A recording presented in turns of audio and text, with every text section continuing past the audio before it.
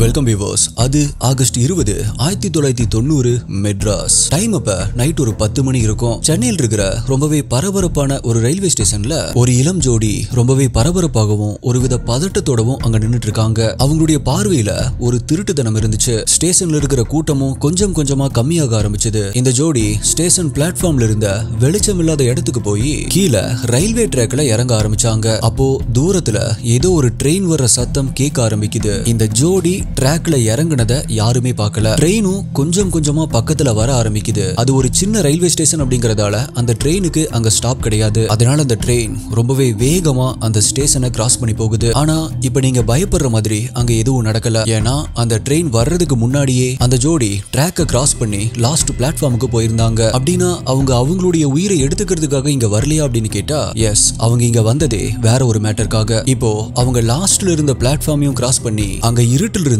ஒரு பெரிய மரத்துக்கு பக்கத்துல போய் மறைவா ஒதுங்குறாங்க. அப்படி ஒதுங்குன ரெண்டு பேருமே அந்த மரத்து மேல ஏற ஆரம்பிக்கிறாங்க. அந்த மரத்தை ஒட்டி ஒரு பெரிய மதில் சுவர் இருக்கு. அந்த மரத்துடைய ஒரு கிளை அந்த மதில் சுவர் மேல சாஞ்சிருக்கு. இப்ப மரத்துல ஏறின அந்த ரெண்டு பேருமே அந்த மதில் சுவருக்கு உள்ள என்ன நடக்குது அப்படின்னு பார்க்க ஆரம்பிக்கிறாங்க. கொஞ்ச நேரத்துல அவங்க ஏறி உட்கார்ந்திருந்த அந்த மரக்கிளை ஆட ஆரம்பிக்குது. அடுத்த சில நிமிடங்கள்ல அந்த மதில் சுவர் மேல இருந்த ஒரு லைட் ஆஃப் ஆகுது. அப்படி அந்த மதில் சுவருக்கு அந்த பக்கம் என்னதான் இருக்குது அப்படின்னா உள்ள நிறைய கட்டிடங்கள் இருக்கு. அதுல ஒரு 1000 பேருக்கு மேல தங்கி இருக்காங்க. அந்த இடத்தை பத்தி சொல்லணும் அப்படின்னா அது ஒரு ஹோட்டலோ இல்ல ரெசார்ட்டோ கிடையாது. அங்க நம்ம நினைச்சது எல்லாமே கிடைக்கும், ஆனா கொஞ்சம் காஸ்ட்லியா இருக்கும். யாரு நினைச்சாலுமே அங்க போக முடியும், ஆனா நினைச்ச நேரம் எல்லாம் அங்க போக முடியாது. ஏழை பணக்காரன், இனம், மதம், மொழி அப்படின்னு எந்த பிரிவினையுமே இல்லாம எல்லாருமே அங்க தங்கி இருந்தாங்க. அங்க இருந்தவங்க 3 வேளையுமே சாப்பிட்டு அவங்களுக்கு தெரிஞ்ச வேலையை செஞ்சுட்டு இருந்தாங்க. அதுக்காக அது ஏதோ ஆசிரமம் அப்படின்னு நினைக்க வேண்டாம். அங்க சில பேர் விருப்பப்பட்டு வந்து தங்கியிருப்பாங்க.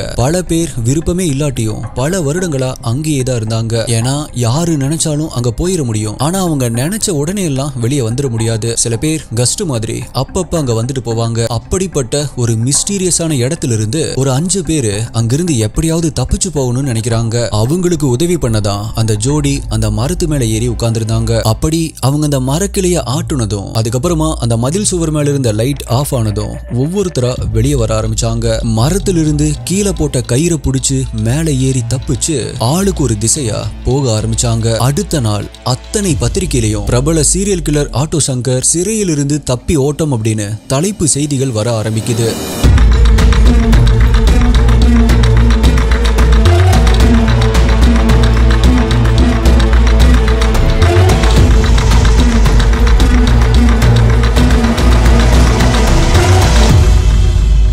எஸ், 80s 90sல ரொம்பவே பாப்புலரான யாருமே நினைச்சு பார்க்க முடியாத பல கொலைகளை செஞ்ச தமிழ்நாடு இந்தியா அப்படின்னு நாட்டையே உலுக்கிய சீரியல் கில்லர் ஆட்டோ சங்கர் கேஸ பத்தி தான் இன்னைக்கு வீடியோல நம்ம டீகோட் பண்ண போறோம். நீங்க பார்த்துட்டு இருக்கிறது சரவணன் டீகோட்ஸ். நான் உங்கள் சரவணன். வாங்க இன்னைக்கு வீடியோக்குள்ள போலாம்.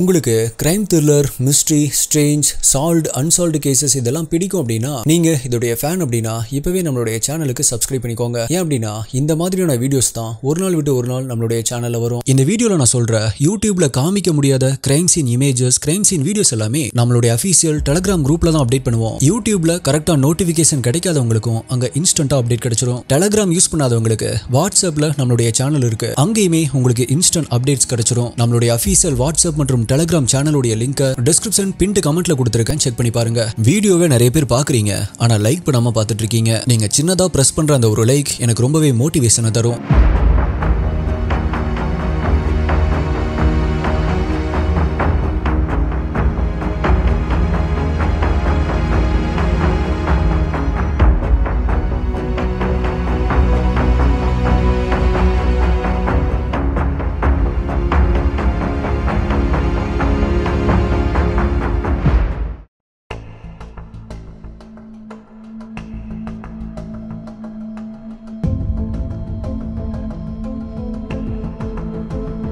ஜனவரி 21, 1954 வேலூர் மாவட்டத்தில் இருக்க காங்கேய நல்லூர் அப்படிங்கிற ஊர்ல பிறந்த ஆட்டோ சங்கருடைய உண்மையான பெயர் கௌரி சங்கர். அவனுடைய பெயர்லயே பொண்ணோட பேர் இருந்ததாலேயோ என்னவோ அவன்கிட்ட லேசா பெண்களுடைய சாயல் இருந்துச்சு. அவனுடைய சின்ன வயசுலயே அவனுடைய அப்பா தன்னுடைய மனைவியை விட்டுட்டு வேற ஒரு பொண்ணு கூட ஓடி போயிடுறாரு. தன்னுடைய கணவர் ஓடி போன ஒரே வருஷத்துல அவனுடைய அம்மாவும் வேற ஒரு நபர் கூட ஓடி போயிடுறாங்க. இப்ப அப்பா அம்மா இருந்துமே அனாதையான கௌரி சங்கரும் அவனுடைய தம்பி மோகனும் அவங்க பெரியம்மா கூட வளர ஆரம்பிக்கிறாங்க.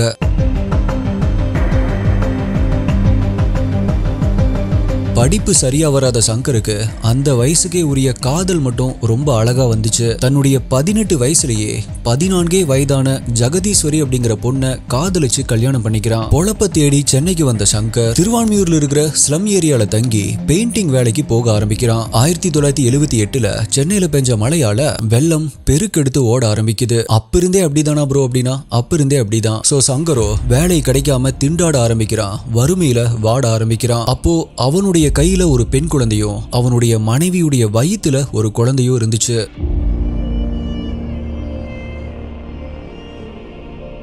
வீட்டுல சாப்பாட்டுக்கே கஷ்டமான நிலைமை உருவாகுது. தான் சாப்பிடல அப்படின்னாலும் பரவாயில்ல, தன்னுடைய மனைவி குழந்தைகளுக்காவது சாப்பாடு கொடுக்கணும் அப்படின்னு நினைச்ச சங்கர் கொட்டுற மழையில ஒரு சாக்கு எடுத்து தன்னுடைய தலையில போட்டுட்டு தான் வேலை செஞ்ச மேஸ்திரி கிட்ட கடன் வாங்கலாம் அப்படின்னு சொல்லி போறான். பட் அதுக்கு முன்னாடி அவன் போற வழியில அவனுடைய ஏரியால இருந்த மளிகை கடையில 1/4 கிலோ அரிசிய கடனா கேக்குறான். அதுக்கு அந்த கடைக்காரர் அரிசி எல்லாம் தர முடியாது, காசு இல்லைன்னா நாண்டுட்டு சாவு அப்படின்னு சொல்லியிருக்காரு. தன்னுடைய குடும்ப நிலைமையை நினைச்ச சங்கர் அங்கிருந்து போகாம அந்த கடைக்காரர் கிட்ட மறுபடியுமே கெஞ்ச ஆரம்பிக்கிறான். அப்படி அவன் கெஞ்சிட்டு இருக்கும் பொழுது அதே நேரத்துல அங்க ஒரு போலீஸ்காரரும் வராரு. அவர்கிட்ட அந்த கடைக்காரர் இவன் என்ன மாமூல் கேட்டு மிரட்டுறான் அப்படின்னு கம்ப்ளைண்ட் பண்றாரு. ஓ, நீ என்ன அவ்வளவு பெரிய ரவுடியாடா அப்படின்னு கேட்ட அந்த போலீஸ்காரர் அவனை அங்கேயே அடிச்சு மெதிச்சு துவைச்சு எடுத்துறாரு. கொட்டுற மலையில கீழே விழுந்து கிடந்த சங்கர் அவமானம் தாங்க முடியாம திரும்பவுமே வீட்டுக்கு ஓடி போயிடுறான்.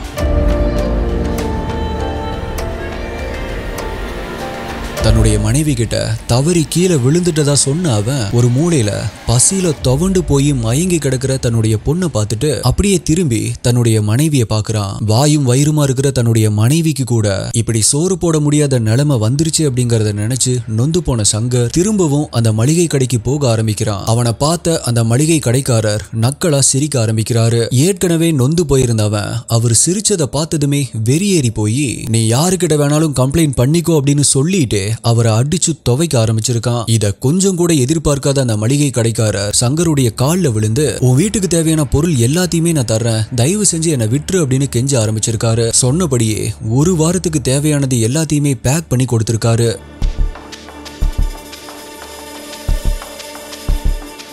அடுத்த நாள் சங்கர் பக்கத்துல இருந்த ஹோட்டலுக்கு டீ குடிக்க போறான். அவன் உள்ள போனதும் அந்த ஹோட்டலுடைய முதலாளி அவன் கேட்காமலேயே அவனுக்கு டிஃபன் கொடுத்து வீட்டுக்கு பார்சலும் கொடுத்து அனுப்புறாரு. அதுக்கு காசும் வேணான்னு சொல்றாரு. அது மட்டும் இல்ல, எப்ப வேணாலும் நீங்க இங்க வந்து சாப்பிட்டு போலான்னு சொல்றாரு. வீட்டுக்கு வந்த சங்கர் ஏதோ யோசிக்க ஆரம்பிக்கிறான். அடுத்தடுத்த நாட்கள்ல அந்த ஏரியால இருக்கிற கடைக்காரங்க கிட்ட மாமூல் வசூல் பண்ண ஆரம்பிக்கிறான். அதே நேரத்துல சொல்லிக்கிற மாதிரி ஒரு வேலை வேணும் அப்படிங்கிறதுக்காக ஆட்டோவும் ஓட்ட ஆரம்பிக்கிறான். இப்படிதான் கௌரி சங்கர் ஆட்டோ சங்கரா மாற ஆரம்பிக்கிறான்.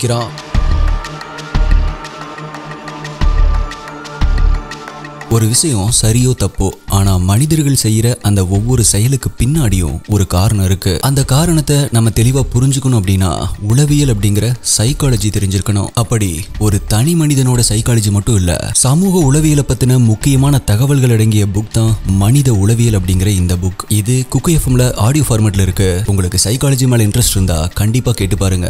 ரொம்பவே ஆச்சரியமான தகவல்கள் இதுல இருக்கு. இந்த புக் மட்டும் இல்ல, இந்த மாதிரி எக்கச்சக்கமான புக்ஸ் குக்கு எஃப்எம்ல ஆடியோ ஃபார்மேட்ல இருக்கு. நீங்க ஜஸ்ட் ஆப்பை டவுன்லோட் பண்ணி ஓபன் பண்ணி பார்த்தாலே உங்களுக்கு தெரியும். T5T50 அப்படிங்கிற கூப்பன் கோட் யூஸ் பண்ணா 50% உங்களுக்கு ஆஃபர் கொடுப்பாங்க. கூப்பன் கோட் ஆப்போட லிங்க் டிஸ்கிரிப்ஷன் பின்ட் கமெண்ட்ல கொடுத்திருக்கேன். தேவையானவங்க யூஸ் பண்ணிக்கோங்க. குக்கு எஃப்எம் கேளுங்க, மனதிற்கு பிடித்ததை.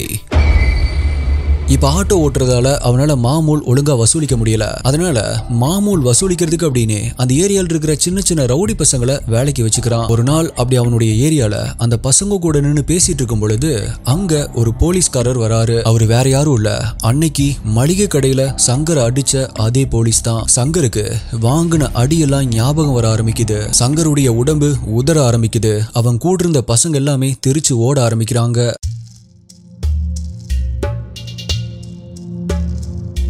என்னதான் உடம்பெல்லாமே உதறினாலும் சங்கர் மட்டும் தைரியமா அங்கேயே நிக்கிறான். அந்த போலீஸ்காரரும் கொஞ்சம் கொஞ்சமா சங்கர் பக்கத்துல நெருங்க ஆரம்பிக்கிறாரு. ஆனா அப்படி பக்கத்துல வந்த அந்த போலீஸ் சங்கர் கிட்ட ரொம்பவே ஃப்ரெண்ட்லியா பேச ஆரம்பிக்கிறாரு. என்ன சங்கர், இன்னும் எத்தனை நாளைக்கு இப்படியே மாமூல் வாங்கிட்டு இருக்க போற? உன்னை இன்ஸ்பெக்டர் பாக்கணும்னு சொன்னாரு, வா அப்படின்னு சொல்லி கூப்பிட்டு போறாரு. இன்ஸ்பெக்டர் கூப்பிட்டாரு அப்படின்னு சொன்னதும் மிரண்டு போன சங்கரோ நடுங்கிட்டே அவரை பார்க்க போறான். அப்படி இன்ஸ்பெக்டரை பார்க்க போன சங்கருக்கு அங்க பெரிய அதிர்ச்சி காத்துட்டு இருந்துச்சு.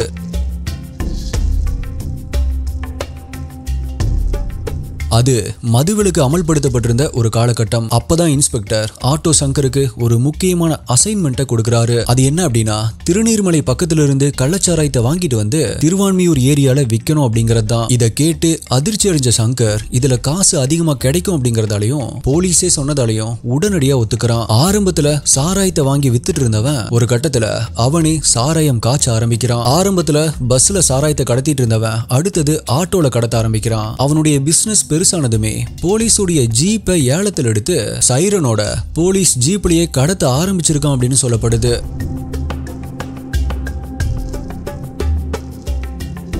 ஏட்டு எஸ்ஐ இன்ஸ்பெக்டர் இன்னுமே ஹையர் அபிஷியல்ஸ் எல்லாத்துக்குமே அவங்களுடைய சம்பளத்தை விட 2 மடங்கு அதிகமா மாமூல் கொடுக்க ஆரம்பிக்கிறான். ஒரு காலத்துல 5-10 அப்படின்னு மாமூல் வாங்கிட்டு இருந்தவன் இப்ப 1000 மாமூல் கொடுக்க ஆரம்பிக்கிறான். அப்படியே நாட்கள் ஓட ஆரம்பிக்குது. நாட்கள் மாதங்களாகுது, மாதங்கள் வருடங்களாகுது. இப்ப சங்கரோ லட்சங்கள்ல மாமூல் கொடுக்க ஆரம்பிச்சிருந்தான். காரணம், இப்ப பெரிய அளவுல பொண்ணுங்களை வச்சு விபச்சாரம் பண்ண ஆரம்பிச்சிருந்தான். அந்த காலகட்டத்துல தமிழ் சினிமால யாரெல்லாம் முன்னணி நடிகைகளா இருந்தாங்களோ அந்த நடிகைகள்ல பல பேரை அரசியல்வாதிகள், போலீஸ் அதிகாரிகள், பெரிய பிசினஸ்மேன்ஸ் அப்படின்னு இவங்க எல்லாத்துக்குமே சப்ளை பண்ற அளவுக்கு வளர்ந்திருந்தான்.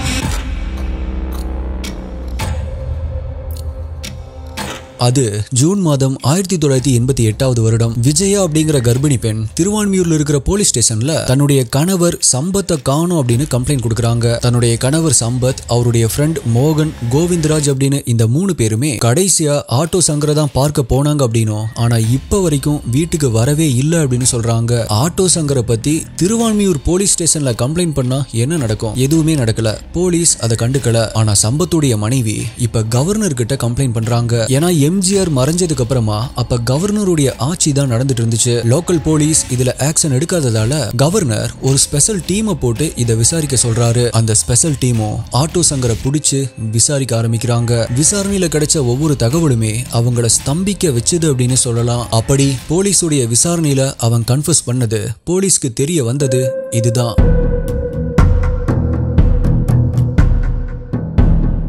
சம்பத், அவருடைய ஃப்ரெண்ட்ஸான மோகன், கோவிந்தராஜ் இந்த 3 பேருமே ஆட்டோ சங்கர் கிட்ட இருந்த பொண்ணுங்க கிட்ட தான் அடிக்கடி வந்துட்டு போனதாகவும், ஆனா அதுக்கு காசு கொடுக்காம சங்கர் கிட்டயே காசு கேட்டு மிரட்டுனதாகவும் சொல்லியிருக்கான். அதனால கோபமடைஞ்ச சங்கர் அவங்கள கொலை பண்ற சந்தர்ப்பத்தை எதிர்பார்த்து காத்துட்டு இருந்தான். அப்படியான ஒரு நாளும் வருது. மே 29, 1988. சம்பத், மோகன், கோவிந்தராஜ் இந்த 3 பேருமே திருவான்மியூர்ல இருக்கிற ஒரு பார்ல சரக்கு அடிச்சிட்டு இருந்திருக்காங்க. அப்போ ஆட்டோல போன சங்கரும் அவனுடைய ஆட்களும் அங்க பாருக்கு உள்ளேயே போய் அங்கிருந்த அந்த 3 பேரையும் அவங்க வச்சிருந்த உருட்டுக்கட்டையால கண்மூடித்தனமா அடிக்க ஆரம்பிக்கிறாங்க. அதுக்கப்புறமா அந்த 3 பேரையும் ரத்தம் வழிய வழிய அவங்களுடைய ஆட்டோலயே ஏத்திட்டு அங்கிருந்து ஒரு ஒதுக்குப்புறமான இடத்துல இருந்த வீட்டுல அடைச்சு வைக்கிறாங்க.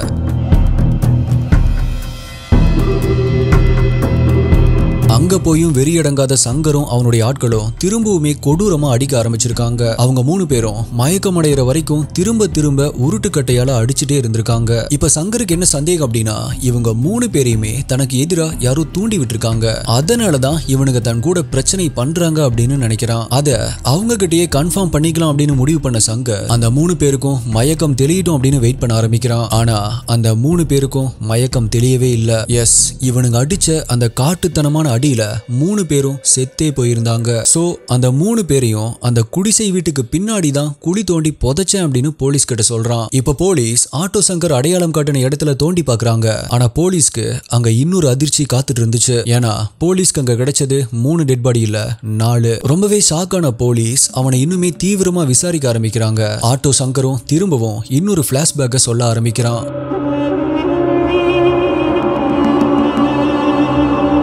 கள்ளச்சாராயம் காய்ச்சினதால குடிக்க அடிமையான சங்கர் பாலியல் தொழில் செஞ்சதால பெண்களுக்கும் அடிமையாக ஆரம்பிச்சிருக்கான். அந்த தொழில் இருக்கிற பொண்ணுங்கள்லயே அழகா இருந்தா அவனுக்கு பிடிச்சிருந்தா கல்யாணமும் பண்ண ஆரம்பிச்சிருக்கான். அப்படி ஏற்கனவே 3 கல்யாணம் பண்ணவன் லலிதா அப்படிங்கிற பொண்ணு மேல ஆசைப்பட்டு 4வதா ஒரு கல்யாணம் பண்ணிக்கிறான். ஆனா லலிதாவை கல்யாணம் பண்ண கொஞ்ச நாள்லயே ஆட்டோ சங்கர் இல்லாத டைம்ல அவனுடைய வீட்டுக்கு ஒரு போலீஸ் வந்துட்டு போறதா சங்கருக்கு ஒரு தகவல் கிடைக்குது. இத பத்தி கேட்ட சங்கர் கிட்ட என்னுடைய தொழில் அதானே, என்னை கண்டுக்காம விட்டுரு அப்படின்னு லலிதா சொல்லியிருக்கா.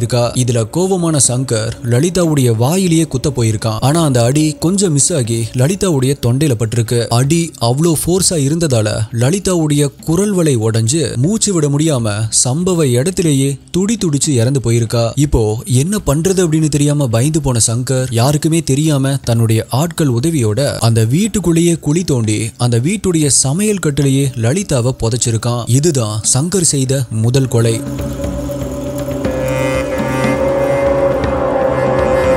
அது மட்டும் இல்ல, அந்த வீட்டை ஒரு பாட்டிக்கு 150 ரூபாய்க்கு வாடகைக்கு விட்டுருக்கான். அக்னி மூலையில ஒருத்தர் அடக்கம் பண்ணிருக்கிறது தெரியாம அந்த ஆயாவும் அங்கேயே தான் சமைச்சு சாப்பிட்டு இருந்துச்சு. சங்கர் கூட சுடலை பாபு அப்படின்னு அவனுக்கு 2 பேர் 2 கையா இருந்தாங்க. சுடலை இடது கை அப்படின்னா பாபு வலது கையா இருந்தான். அப்போ அதுல ஒரு கை வேண்டாம் அப்படிங்கிற முடிவுக்கு வந்தான் சங்கர். காரணம், சுடலை சங்கர் கிட்ட இருக்கிற பொண்ணுங்களை வச்சு தனியா தொழில் தொடங்க ட்ரை பண்ணிட்டு இருக்கான் அப்படிங்கிறது சங்கருக்கு தெரிய வருது. சோ சுடலை கிட்ட பேசணும் அப்படின்னு சொல்லி பெரியார் நகர்ல இருக்கிற தன்னுடைய சாராய குடோனுக்கு அவனை வர சொல்றான்.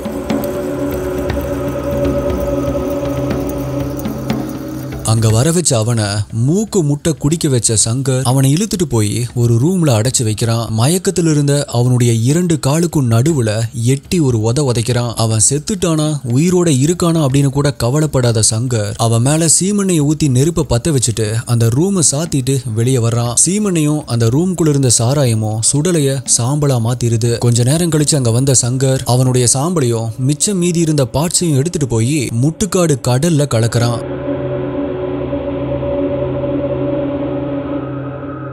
இந்த லலிதா மற்றும் சுடலை இந்த 2 கொலையும் எப்படியோ மோப்பம் பிடிச்ச அதே ஏரியால இருந்த ஆட்டோ ரவி அப்படிங்கிறவன் இத பத்தி கொஞ்சம் கொஞ்சமா விசாரிக்க ஆரம்பிக்கிறான். அரசல் புரசலா இந்த விஷயம் ஆட்டோ சங்கருடைய காதுக்கும் போக ஆரம்பிக்குது. சோ ரவி கிட்ட பேசணும் அப்படின்னு சொல்லி வர சொல்றான். அப்படி வந்ததும் வராததுமா சங்கர் கிட்ட ஒரு கேள்வியை கேட்கிறான் ரவி. சுடலையும் லலிதாவும் எங்க அப்படின்னு கேட்கிறான். அதுக்கு சரக்கு சாப்பிட்டே பேசலாம் அப்படின்னு சொன்ன சங்கர் அவனுக்கு சரக்கு ஊத்தி கொடுக்க ஆரம்பிக்கிறான். கொஞ்ச நேரம் கழிச்சு லலிதா எங்க ரொம்ப நாளாவே காணோம் அப்படின்னு திரும்பவுமே அதே கேள்வியை கேட்கிறான் ரவி. இப்போ அவளை தொழிலுக்காக மும்பைக்கு அனுப்பியிருக்கான் அப்படின்னு சொல்றான் Shankar.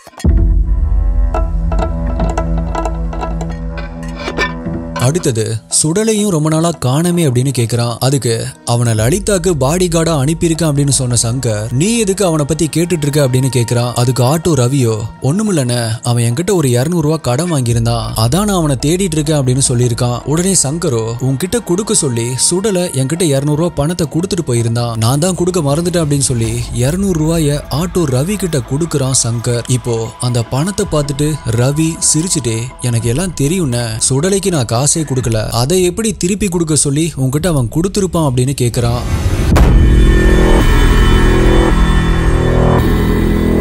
Also auto Ravi auto Shankar கிட்ட எனக்கு எல்லாமே தெரியும்னு லலிதாவுடைய கொலைக்கு 1 லட்சம் சுடலையுடைய கொலைக்கு 1 லட்சம் மொத்தம் எனக்கு 2 லட்சம் காசு கொடுத்தா நான் கண்டுக்காம விட்டுறேன் அப்படின்னு சொல்லியிருக்கான். இதனால கோபமான சங்கர் மறைச்சு வச்சிருந்த கத்தி எடுத்து ரவியுடைய வயிற்றுலயே சொருகிறான். அளவுக்கு அதிகமா குடிச்சிருந்த ரவியோ எழுந்து கூட ஓட முடியாம அங்கேயே சுருண்டு கீழே விழுகிறான். அவனாலதான் ஓட முடியல, ஆனா அவனுடைய உடம்புல இருந்த ரத்தம் எல்லாம் அவனுடைய உடம்பை விட்டு வெளியேறி ஓட ஆரம்பிச்சது. அப்படி அந்த ரத்தம் வெளியே போறதுக்கு வசதியா சங்கரும் ரவியுடைய உடம்புல அங்கங்க கத்தியால குத்தி ஓட்டையை போட்டுட்டு இருந்தான்.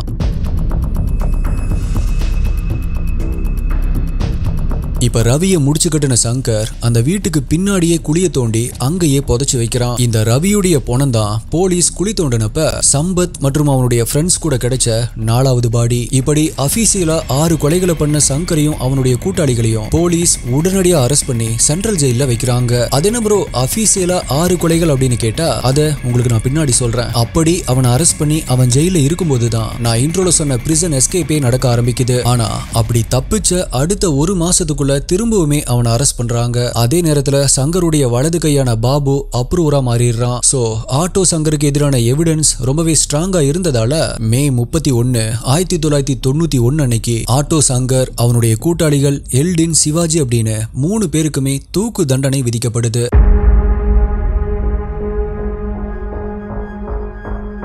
ஆனா அந்த தண்டனையிலிருந்து தப்பிக்க என்னென்ன பண்ணணுமோ எல்லாத்தையுமே பண்றான் ஆட்டோ சங்கர். கடைசி வாய்ப்பா ஜனாதிபதிக்கு கருணை மனு போட்டுட்டு வெயிட் பண்ணிட்டு இருக்கான். அந்த டைம்ல தான் ஆட்டோ சங்கரின் மரண வாக்குமூலம் அப்படிங்கிற ஒரு புத்தகத்தை எழுதுறான். அதுல தன் கூட தொடர்புல இருந்த மிகப்பெரிய போலீஸ் ஆபீசர்ஸ், அரசியல்வாதிகள் அப்படின்னு அத்தனை பேரை பத்தியும் நேரடியாகவும் மறைமுகமாகவும் சொல்லியிருக்கான். கடைசியா ஜனாதிபதியும் சங்கருடைய கருணை மனுவை ரிஜெக்ட் பண்ணிடுறாரு. ஏப்ரல் 27, 1995 அன்னைக்கு அவனுக்கு தூக்கு தண்டனை நிறைவேற்றப்படணும் அப்படின்னு நாள் குறிக்கப்படுது. ஆனா அதுக்கு முதல் நாள் நைட்டு கூட அங்கிருந்த போலீஸ் ஆபீசர்ஸ் கிட்ட ரொம்பவே ஜாலியா தான் பேசிட்டு இருந்திருக்கான். எப்படியுமே கடைசி நிமிஷத்துல ஒரு போன் வரும் பாருங்க, நான் தப்பிச்சிருவேன் அப்படின்னு சொல்லிட்டு இருந்திருக்கான். ஆனா நேரம் ஆக ஆக அவனுடைய நம்பிக்கை குறைய ஆரம்பிக்குது.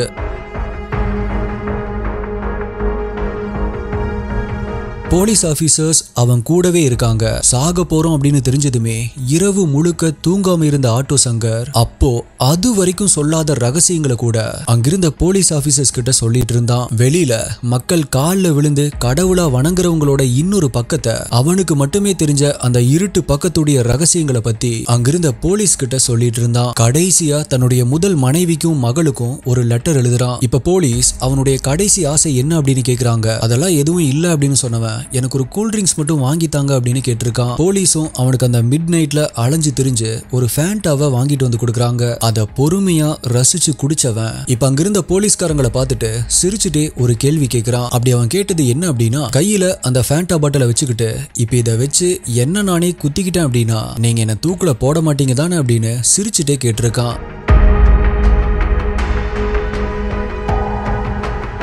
பதறி போய் அவனுடைய கையில இருந்த ஃபேண்டா பாட்டில புடுங்குறாங்க. அது ஏப்ரல் 27, 1995 காலை 4 மணி ஆகுது. போலீஸ் அவனை தூக்குல போடுறதுக்கு முன்னாடி குளிக்க சொல்றாங்க. அவன் அதெல்லாம் வேணாம் அப்படின்னு சொல்லிடுறான். இப்போ அவனை தூக்குல போடுறதுக்கு ரெடி பண்றாங்க. இப்ப அவனுடைய செல்லுல இருந்து தூக்கு மேடைக்கு அவனை அழைச்சிட்டு போறாங்க. தூக்கு மேடைக்கு போறதுக்கு முன்னாடியே அதை பார்த்து அவன் பயந்துட கூடாது அப்படின்னு முகத்துல கருப்பு துணியை போட்டு மூடிடுறாங்க. அங்க பக்கத்துல போனதுமே அவனுடைய 2 கையும் பின்னாடி வச்சு கட்டுறாங்க. மெல்லமா தூக்கு மேடை மேல ஏத்தி நிக்க வைக்கிறாங்க. டைம் இப்ப காலை 5 மணி ஆக போகுது. அவனுடைய 2 கால்களையும் ஒரு கைத்தால கட்டுறாங்க. அப்ப திடீர்னு சார் ஒரு நிமிஷம் சார், சார் ஒரு நிமிஷம் சார் அப்படின்னு கத்த ஆரம்பிக்கிறான். அப்ப அவனுடைய முகத்தெரிய விளக்குனதும் அங்க பக்கத்தில் இருந்த அவனுடைய விசாரணை அதிகாரியான இப்போ ரிட்டையர்டு டிஐஜியான ராமச்சந்திரன் அவர்களை பக்கத்துல வர சொல்றான். அப்படி ஒரு பக்கத்துல போனதுமே அவருடைய கையில ஒரு முத்தம் கொடுக்கறான். திரும்பவும் அவனுடைய முகத்தை மூடுறாங்க. அவனுடைய கழுத்துல கயிறு மாட்டப்படுது. நேரம் சரியா காலை 5 மணி ஆகுது. லிவர் இழுக்கப்படுது, மேடை விலகுது, சங்கருடைய கால்கள், உடம்பு அப்படின்னு எல்லாமே துடிக்க ஆரம்பிக்குது. சில நிமிடங்கள்ல எல்லாமே அடங்கி போயிருது. அவனோட சேர்த்து பல உண்மைகளும் அந்த இடத்திலேயே செத்து போயிருது.